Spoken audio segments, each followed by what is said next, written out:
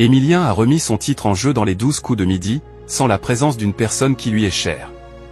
Encore un exploit de plus à inscrire au palmarès impressionnant d'Emilien. Depuis son arrivée dans les 12 coups de midi le 25 septembre 2023 sur TF1, l'étudiant en histoire enchaîne les records. Plus de 550 participations et une cagnotte qui dépasse les 2,2 millions d'euros. Un parcours qui le propulse parmi les plus grands champions des jeux télévisés.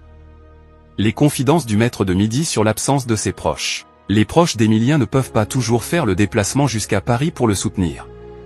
Sa grand-mère Yvonne, installée dans la région nantaise, profite néanmoins de ses passages dans la capitale pour passer un maximum de temps avec lui. On rentre ensemble à l'hôtel et on essaie de manger ensemble. C'est aussi pour ça que l'aventure est magnifique, pour ces moments-là, confiait-il il y a quelques semaines dans l'émission.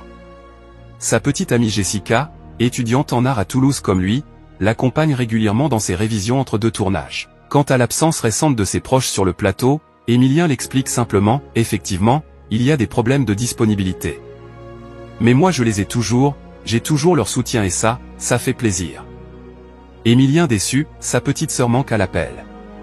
Présent sur le plateau des 12 coups de midi depuis septembre 2023, Emilien a eu une tendre pensée pour sa sœur en ce jour spécial.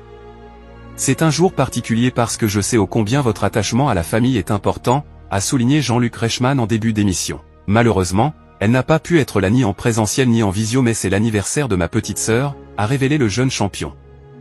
Les fidèles du programme le savent, Emilien a une sœur prénommée Angèle, de 3 ans sa cadette, née le 21 avril.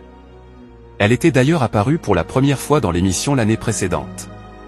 On a attendu sa majorité pour qu'elle vienne ici et aujourd'hui, elle a 19 ans, a-t-il rappelé, juste avant que Jean-Luc Reichmann ne lui adresse ses vœux à distance. C'est un bonbon votre petite sœur. Vous avez une famille magnifique et je suis très heureux de lui souhaiter un bon anniversaire.